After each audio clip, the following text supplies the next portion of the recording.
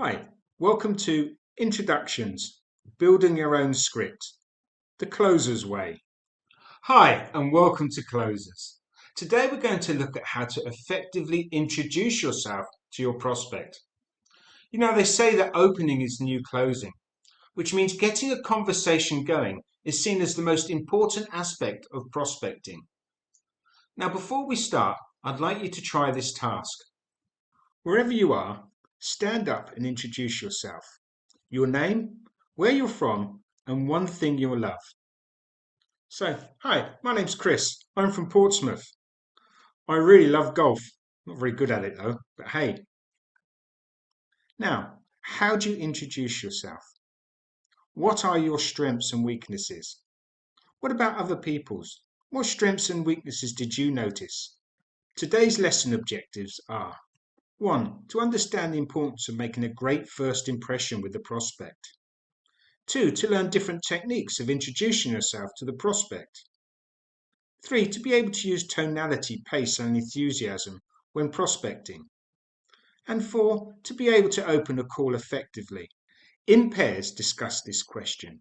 If you're on your own, write down on a piece of paper. Why do calls get shut down? Why do you think calls get shut down?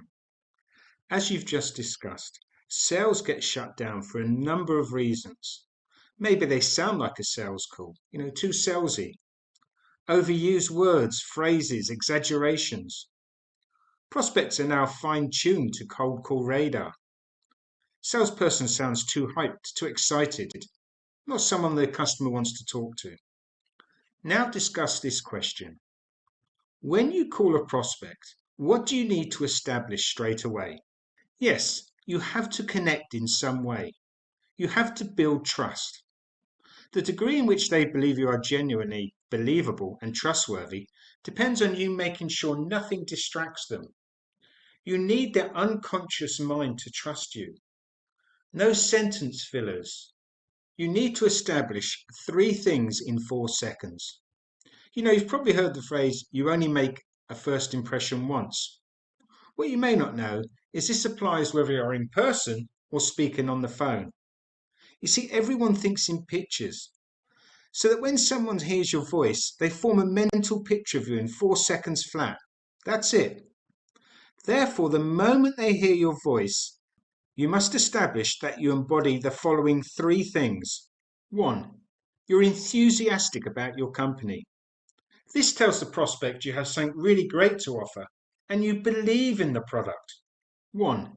You're enthusiastic about your company. This tells the prospect you have something really great to offer and you believe in the product. Here's a great quote from the legendary sales guru Zig Ziglar. For every sale you miss because you're too enthusiastic, you'll miss 100 because you're not enthusiastic enough. In pairs, discuss this quote. If you're on your own, have a think about it. A salesman minus enthusiasm is just another clerk. What did Harry Banks mean by this? 2. You're an expert on your value and your products. If they don't think you're an expert on their company and your company, you're wasting their time. 3. You're an authority figure, a force to be reckoned with. People are taught to respect and listen to authority figures from a young age.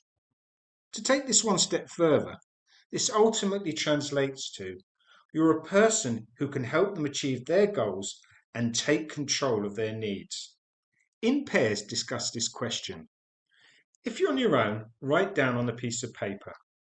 What are the key characteristics of your voice when introducing yourself to a client? If you've ever been in an argument with your significant other, you've probably figured out the way you say something is often more important than what you say.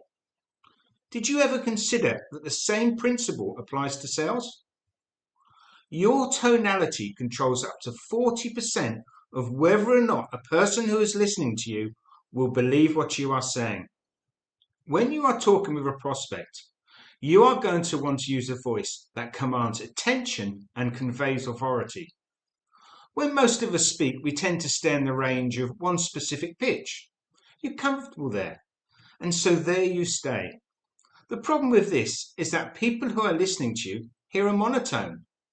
When they hear a monotone, they start to think that this is going nowhere.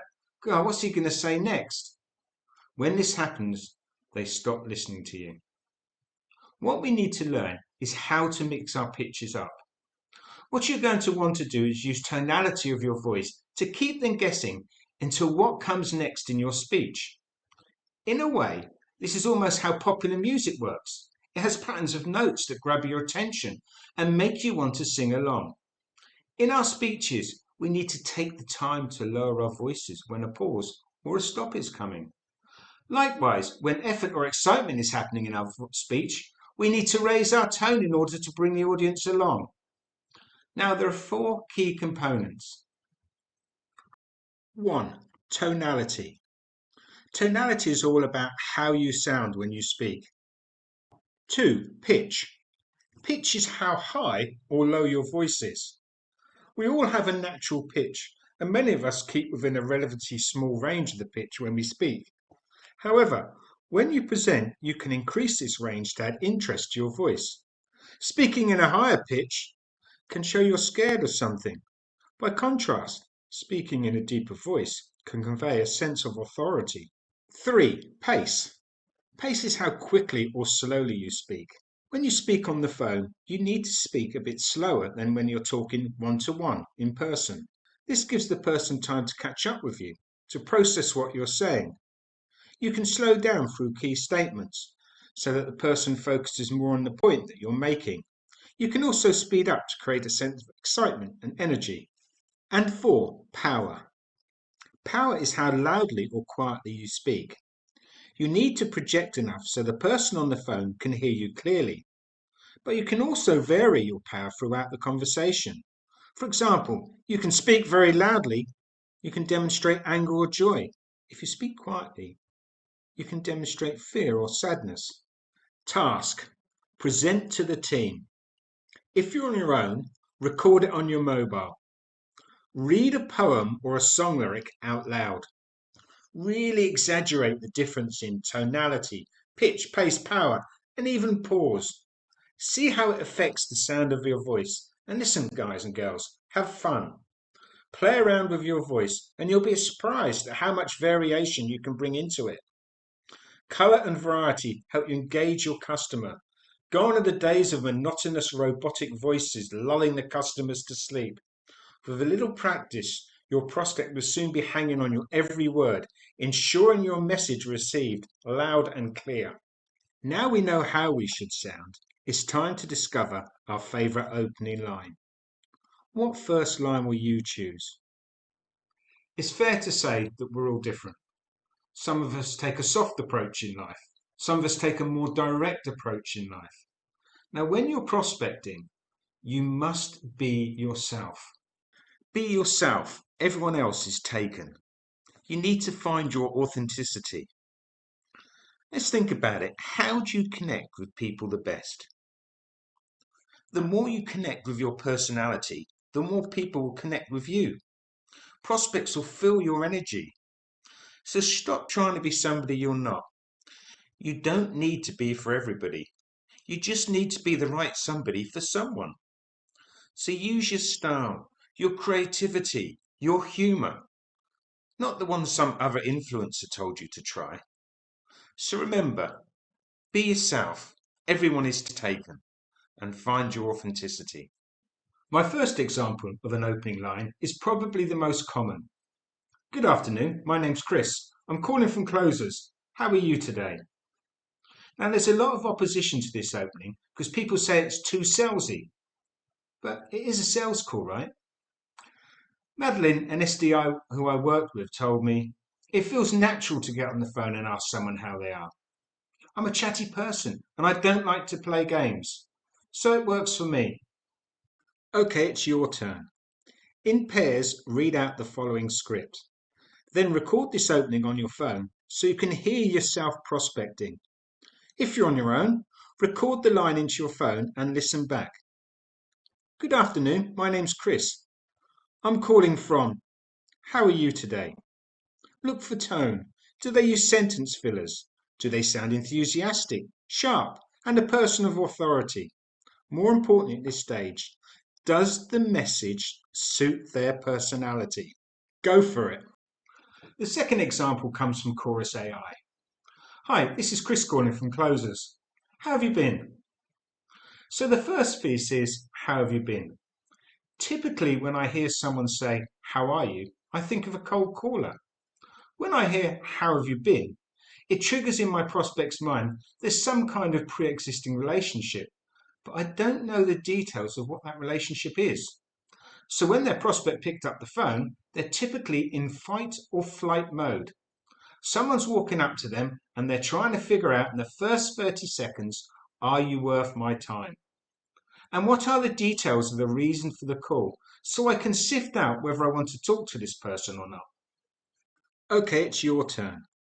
In pairs, read out the following script.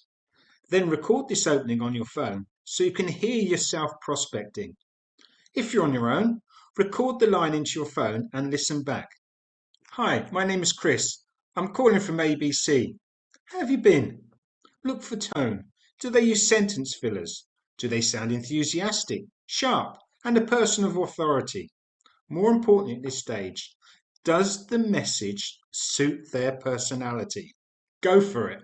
In a 2022 survey of 90,380 outbound connected cold calls, Gong found that if you opened with, how have you been? You get a 10.01 success rate compared to the 1.5 baseline. This means you are 6.6 times more likely to have a conversation. Maybe you don't like saying hi, hello, good morning, or good afternoon. If so, then say hello to the welcome swerve. The third example comes from Josh Braun. Josh describes this as like 4 levels of a video game.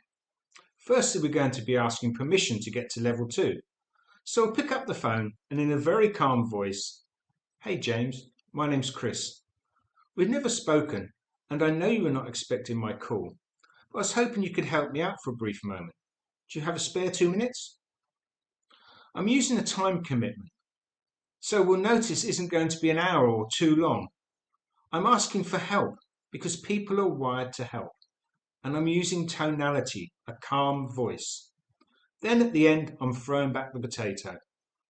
Okay, it's your turn. In pairs, read out the following script. Then record this opening on your phone so you can hear yourself prospecting. If you're on your own, record the line into your phone and listen back. Hey James, my name's Chris. We've never spoken and I know you are not expecting my call, but I was hoping you could help me out for a brief moment. Do you have a couple of minutes? Look for tone. Do they use sentence fillers? Do they sound enthusiastic, sharp, and a person of authority? More importantly at this stage, does the message suit their personality? Go for it. The fourth example comes from Steve, an account manager I work with. He takes a little more relaxed approach, and he finds a lot of people are more receptive to that. His line is, hi, this is Chris from Closers. I've got a quick question for you. He found that he was talking to IT professionals all day, and they're here to help. That was their thing to do. So I'm starting with, I've got a quick question for you. They're instantly thinking, oh yeah, that's my job. I'm here to help. What can I help you with? Okay, it's your turn. In pairs, read out the following script. Then record this opening on your phone so you can hear yourself prospecting. If you're on your own, record the line into your phone and listen back. Hi, this is Chris from ABC. I've got a quick question for you. Look for tone. Do they use sentence fillers? Do they sound enthusiastic, sharp, and a person of authority? More importantly at this stage, does the message suit their personality? Go for it. Acknowledge the power. Imagine calling a prospect and instead of asking them how they're doing, how they've been, or even starting to pitch, you could instead shift the conversation to help them to acknowledge their power. My fifth example comes from Justin Michael. He said he tried everything whilst prospecting, and one day he was reading Dale Carnegie, who said the most beautiful sound in the English language is the sound of the prospect's own name. So when you listen to the example, we use the full name. It goes something like this. Is this Pete Best? Yes. Hey, it's Chris James from Closers. Just curious, who's in charge of your marketing strategy at ABC Company? It's like the Harry Potter where the kids want to have the power. Like a person that's head of marketing. They've worked hard to get there.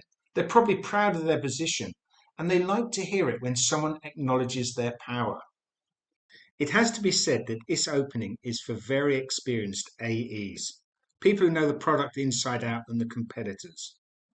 But what we're doing is we're changing the polarity. Prospect first, listen first. Because executives initially pay very little to long form content or beating around the bush. What you need to do is get the prospect talking about themselves, what they control at the beginning of the call. Okay, it's your turn. In pairs, read out the following script. Then record this opening on your phone so you can hear yourself prospecting. If you're on your own, record the line into your phone and listen back. Is this Pete Best? Yes. Hey, it's Chris James from ABC. Just curious, who's in charge of your marketing strategy at ABC now? I am. Look for tone. Do they use sentence fillers? Do they sound enthusiastic, sharp, and a person of authority? More importantly at this stage, does the message suit their personality? Go for it. To recap, building trust. We need to build rapport on a subconscious and conscious level in the first 4 seconds.